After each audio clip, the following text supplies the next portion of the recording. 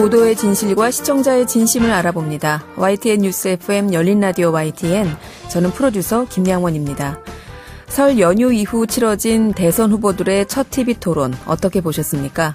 그 어느 때보다 갑론을박이 많았기에 이번 토론회를 본 시청자들의 감상평도 각 커뮤니티와 3355 모인 자리에서 이어지고 있던데요.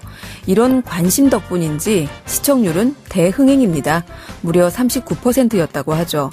정치권에선 각 진영별로 평가가 엇갈렸고요. 토론 전문가들도 각 후보 개인별 절대평가냐 아니면 기대치를 감안한 상대평가냐에 따라 조금씩 점수가 갈리던데요. 대선 후보들의 첫 TV 토론, 잠시 후 미디어 비평에서 전문가와 짚어보겠습니다. 그리고 이번 주 화제 또는 논란이 된 대선 후보들의 발언도 팩트체크해보죠. 오늘 순서 바로 시작합니다.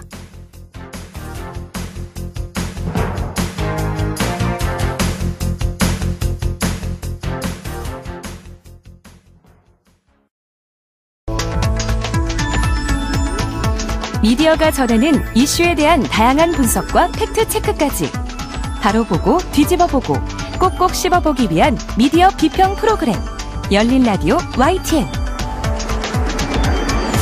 네, 한 주간 뉴스를 꼭꼭 씹어보는 시간 미디어 비평입니다. 오늘은 송경재 상지재 사회적 경제학과 교수 전화 연결돼 있습니다. 교수님 안녕하세요. 네, 안녕하세요. 송경재입니다. 네, 교수님 학과가 바뀌셨네요. 네, 이번에 2월 1일자로 사회적 경제학과로 옮기게 됐습니다. 네, 축하드립니다. 네. 자, 시청자들 그리고 정치권에서도 목마르게 기다려왔었죠. 대선 후보 TV 토론. 첫 토론회가 지난 목요일에 열렸는데 교수님 어떻게 보셨어요? 네, 토론에 대한 갈증은 좀 국민들도 있었지만 좀 언론도 마찬가지였던 것 같습니다. 그래요. 2일과 3일 연속 토론회를 시작 전부터 그 기대감이 높았고 많은 보도가 잇따랐습니다. 네. 토론회 시작 전 2일에 뉴스완 같은 경우 그 설 민심, 타자 토론 후 요동칠까, 여야 후보 동상이몽, 복잡한 셈법, 제하의 보도에서 주요 후보자들 간의 정책과 공약 검증 토론에 대한 기대감을 드러냈고 다른 언론사들도 마찬가지였습니다.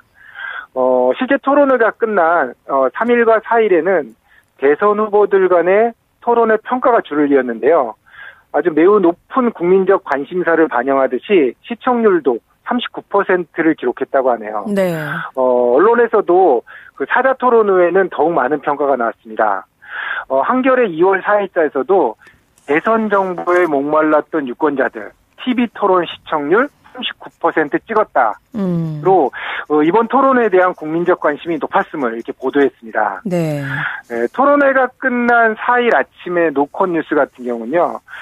쉴 틈 없던 120분 치열한 공방 속 누가 울고 웃었나에서 후보들의 주요 주장을 설명했습니다.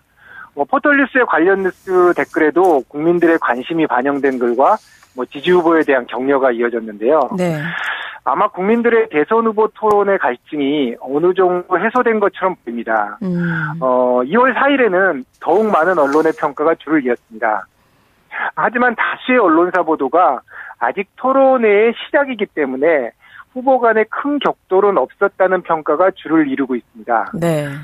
대표적으로 연합뉴스는 기대치 높았나? 한방도 자책골도 첫 TV 대자 결정타 없었다. 뉴스에서 이 같은 상황을 분석하게 됐습니다. 네. 일부 언론 보도에서는 특정 후보의 우세와 승리 등을 평가하기까지 해서 너무 성급한 것이 아닌가 하는 생각도 있습니다. 네. 아무튼 법정 토론회도 남았고요. 본격적인 토론회가 대선판을 흔들 것으로 이렇게 보입니다. 네. 그래서 네. 그런지 이번 대선에서는 토론회를 여느냐 마느냐를 두고도 주요 대선 후보들 캠프에서 유독 민감하게 대응하는 게 아닌가 이런 생각도 들었어요. 정말 그 대통령 후보자들 간의 토론이 이렇게 열리기 힘든 것인가? 네. 이런 생각이 들기도 했는데요. 여야 그리고 이제 다수당과 소수당 또 앞선 후보와 뒤처진 후보들 간의 생각이 다르기 때문에 쉽게 토론회 개최 합의가 어려운 것 같습니다. 네. 그나마 1월 말에 예정되어 주목받았던 그 더불어민주당의 이재명 후보와 국민의힘 윤석열 후보 간의 토론회가 다른 후보들의 이제 가처분 신청과 합의 실패로 결국 열리지 못했는데요. 그랬죠. 선거 토론회 때문에 법원에 가처분 신청을 내고 또 또 양자 토론 철회를 촉구하며 국회에서 농성까지 벌였기도 했습니다. 네. 사실 토론회가 대선 때마다 논란이 있었는데 이렇게 격렬한 것도 한국 정치사에서 상당히 이례적인 일인데요. 네. 정치권의 제도화 노력 부족과 합의 정신이 얼마나 결여되어 있는지 잘 보여주는 것 같습니다. 이런 과정에 대한 비판의 목소리 언론이 많이 제기했는데요. 네. 유권자들인 국민의 알 권리보다는 단기적 인기가 선거 전략에만 매몰되었다는 비판을 내놨는데요. 한국일보 1월 31일자 이재명, 윤석열 양자 토론 불발, 허무한 유권자들 기사에서는 설을 앞두고 거대 양당 후보 간 정책 토론을 기대했던 유권자 입장에서는 허무함만 남았다 이렇게 평가했고요. 아시아경제 1월 31일자 기사 역시 양자 토론 결국 무산, 민주당 국힘, 상대 후보 탓이라며 토론의 무산에 대한 여야 정당과 후보들을 좀 꼬집었습니다. 네. 아무래도 아직까지는 선거가 이제 한 달여 남았는데 아직까지는 이렇다하게 앞서 나가는 후보가 없잖아요. 지금 우열을 그렇죠. 가르기가 힘든 그런 박빙의 선거라 더 그런 건가 싶기도 한데요. 그만큼 각자의 이해득실이 갈리지 않겠습니까? 네. 사실 국민들 의견을 보면 방금 김양원 PD님의 의견하고 똑같아요. 네. 두 가지 부분을 지적해야 할 것 같습니다. 첫째는 이제 토론의 영향력에 대한 정당과 후보자들 간의 입장이 다르고요. 두 번째는 토론의 제도화가 조금 부족한 부분도 지적해야 할 것 같습니다. 네. 우선 토론의 영향력에 대해서는 학자들의 다수견에는 이번 대선과 같은 박빙, 초접전 선거일 경우 매우 중요한 변수라고 지적하고 있습니다.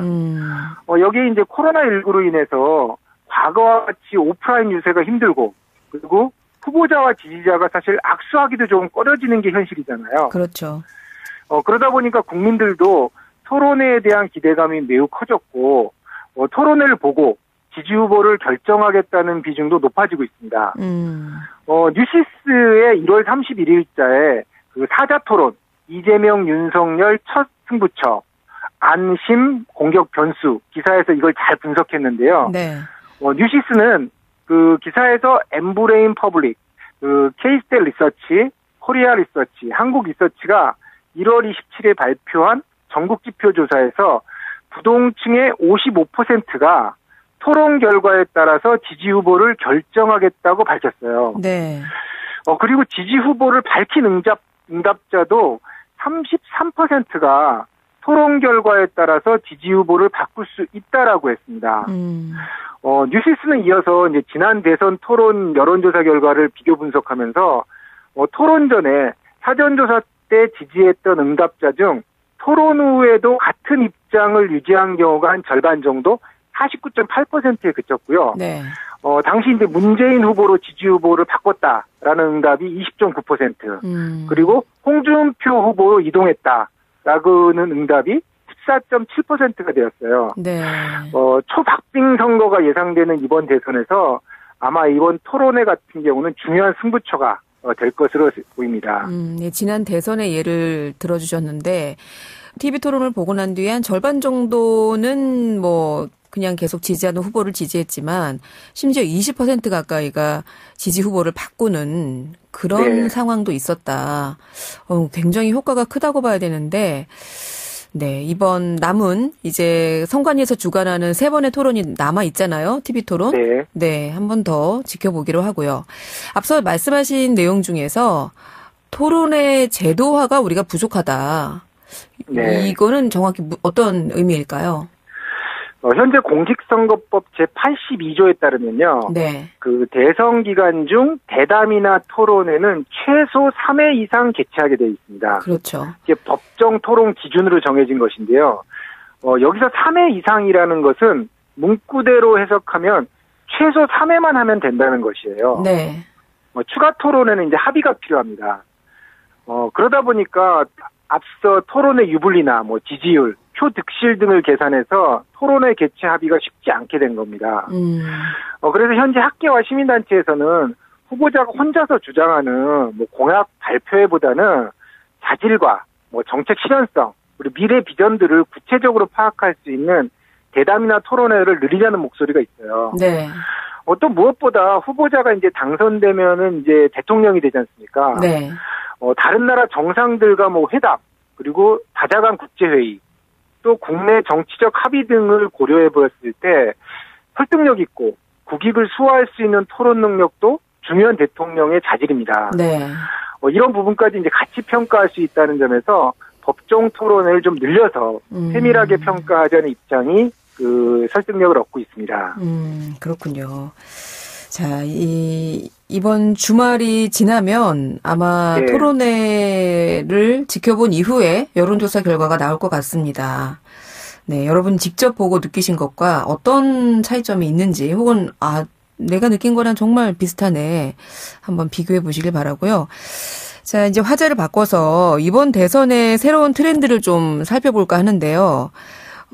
이번 대선에 좀 새롭게 등장한 것들이 있어요. 이를테면 쇼츠라고 해서 짧은 동영상으로 공약을 표출한다던가 아니면은 특정 후보 같은 경우에는 SNS에 한 줄, 일곱 자, 몇 자 공약 이렇게 해서 공약을 내놓아서 주목을 받고 있죠.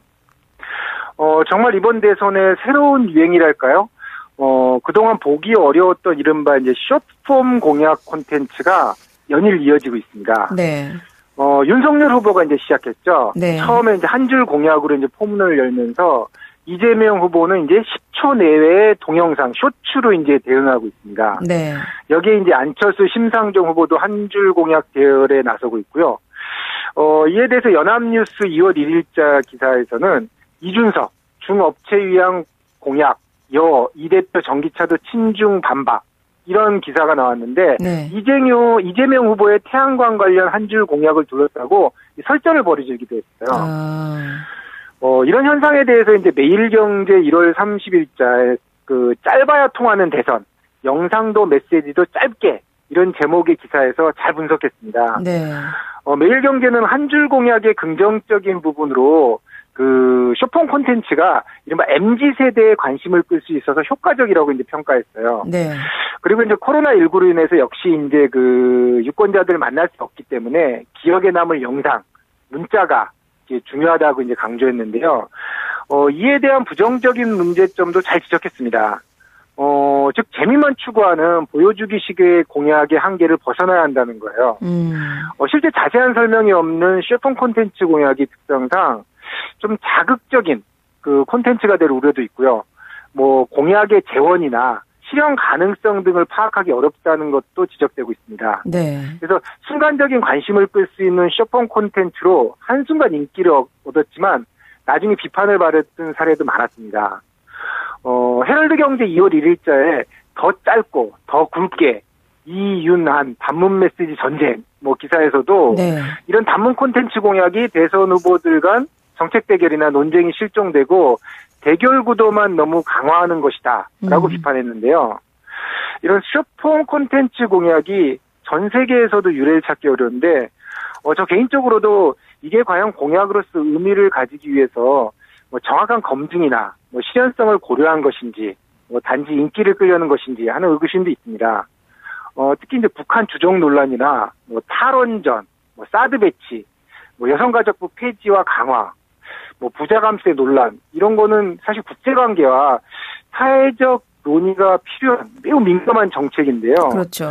이걸 한 줄로 표현해서 좀 장단점에 대한 고민도 없고 단지 인기에 따른 선택을 강요해서 국민들을 분열을 유도하고 있다라는 인상도 있습니다. 이 점은 좀 우려스러운 부분인 것 같습니다. 네, 저는 이 쇼폼 공약이 좀 세대별로 좀 갈리는 게 아닌가 이런 생각도 좀 해봤어요. 네, 그렇죠. 왜냐하면은 이 젊은 층들 사이에서는 SNS를 아무래도 적극적으로 활용하는 세대이다 보니까 이게 한 줄 공약, 쇼폼 이런 게 확실히 각인 효과는 크다. 이런 얘기들을 또 하더라고요. 그래서 메시지는 간결하게 그리고 그 공약에 대한 검증, 정책 토론 같은 거는 어차피 언론 보도나 또 후보자 간의 어떤 각 진영 간의 검증 과정에서 충분히 할 수 있지 않냐. 이런 얘기도 있던데, 이런 의견에 대해 교수님 생각은 어떠세요? 네, 김영은 PD님이 이야기하신 대로 이게 젊은 세대에는 어느 정도 효과가 있다라고 이제 생각됩니다. 하지만 자세히 보면 이게 전 세대를 아우르기는 좀 부족한 부분도 있어요. 아무래도 이제 유권자들마다 세대별로, 성별로 선호하는 게 이제 많이 틀리거든요. 네. 사실 긍정적으로 평가하는 층은 젊은 세대가 많은데요. 네. 주변에 몇몇 학생들의 반응을 좀 들어봤는데, 네. 어떤 학생은 간결해서 좋고, 네. 핵심만 이야기해서 좋다. 이런 의견을 내기도 했어요. 그러니까 상당히 좋다. 우리 세대의 좀 트렌드에 맞다. 네. 이런 평가를 하고요. 네.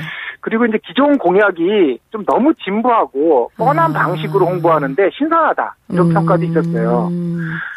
또 다른 학생은 좀 반대 의견을 냈는데, 공약을 국민들에게 좀 친절하게 설명하기보다 그냥 툭 던지고 그 다음 반응을 살피는, 조금 속되게 얘기하면 간을 본다는 느낌이 든다고도 이야기하더라고요. 그렇군요. 예, 저는 아무래도 좀 젊은 층이 아니라서 그런지, 네, 좀 공약에 대해서 세부 설명이 조금 부족하다는 생각이고요. 네. 좀 공약 검증, 이런 부분들이 우리 언론이 좀 해줘야 되지 않을까, 이런 생각이에요. 맞습니다. 단순하게 한 줄 공약, 쇼츠 콘텐츠를 그대로 전달만 하는 게 아니라, 네. 좀 평가도 하고, 네. 검증도 하고, 이래서 좀 기사를 작성해서 좀 유권자들이 현명한 판단을 할 수 있게 하는 게 좋지 않을까, 이런 생각입니다. 맞습니다. 일단 이렇게 메시지를 간결하게 던지고 나면 상대편 후보나 언론에서 이제 그 공약에 대한 검증에 막 토론이 막 일어나잖아요. 네. 그러다 보니까 일단 던진 쪽에서는 주도권은 지는 것 같아요. 내가 먼저 그렇죠. 이거를 했다. 이런 주도권은 지는 효과는 분명히 있을 것 같기는 한데, 교수님 말씀대로 그러려면 언론들이 특히나 열심히 정책에 대해서 좀 네. 짚어줘야 될 필요는 있는 것 같은데, 다음번에 또 네. 한번 짚어보기로 하죠, 뭐. 네. 예. 알겠습니다. 알겠습니다. 오늘 말씀 잘 들었습니다. 네, 감사합니다. 네. 지금까지 송경재 상지대 사회적 경제학과 교수였습니다. 진실을 전합니다.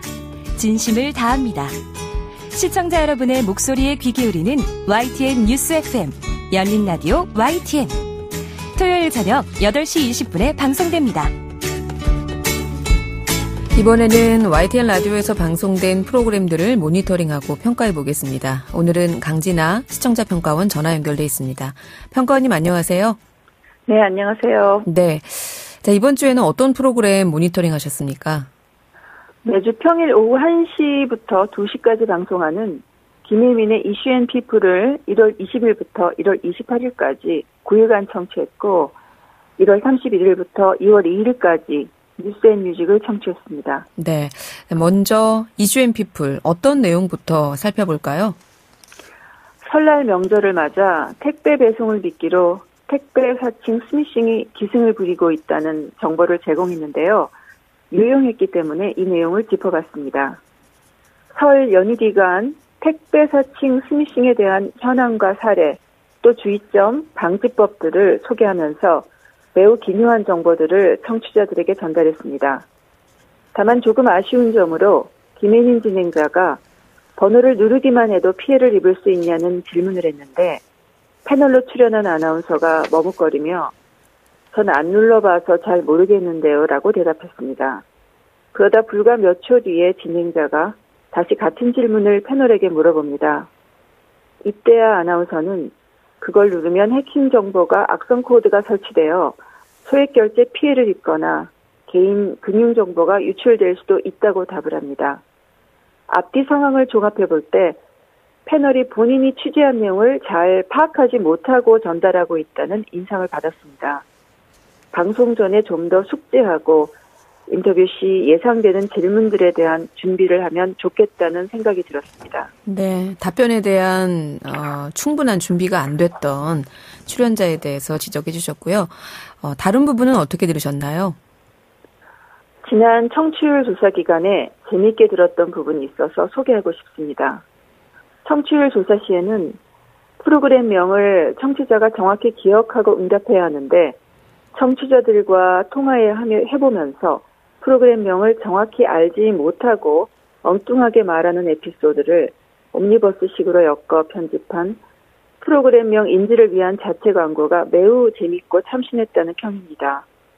이슈앤피플은 보통 진지한 이슈와 사건들로 구성되는 프로그램이지만 많은 청취자가 이 프로그램을 애정하는 이유는 바로 이런 명랑 쾌활한 에너지가 느껴지기 때문이 아닐까 합니다. 네, 그렇군요. 인터뷰 내용은 어떠셨습니까? 재난시대 미디어의 역할에 대한 연세대 김용찬 교수와의 대담이 방송됐습니다. 코로나19 바이러스 확산 상황 아래의 여러 어려움을 겪고 있는 사람들이 모두 관심을 가질 수 있는 코너였다고 생각합니다.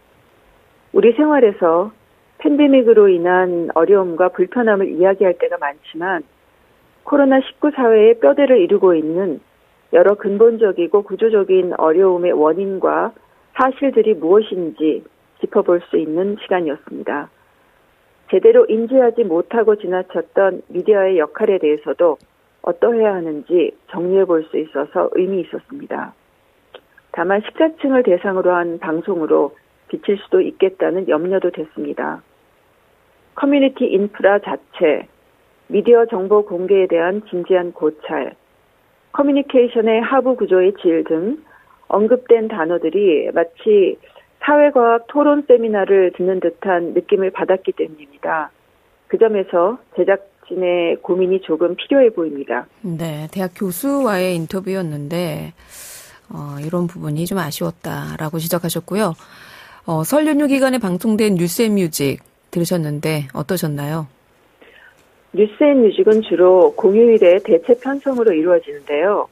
휴일을 맞아 집에서 모처럼 릴렉스하거나 차를 타고 멀리 이동하는 청취자들에게 핵심 정보나 간단한 뉴스 등과 함께 기분 좋은 음악을 제공해 분위기를 띄워주는 비타민 같은 역할을 합니다. 그런데 이때 선곡되는 음악의 곡 선정에 있어 자주 아쉬운 감을 느끼게 됩니다. 다소 유행에 뒤처지거나 인기곡이 아닌 선곡이 자주 들리는 듯해서 선곡에 대한 변화가 필요하다는 생각입니다. 네, 선곡 부분까지 들었습니다. 오늘은 이슈앤피플 그리고 주말 뉴스앤뮤직 이 두 프로그램에 대한 시청자 평가원의 의견 들어봤습니다. 오늘 말씀 고맙습니다. 네, 감사합니다. 네, 지금까지 강진아 시청자 평가원이었습니다.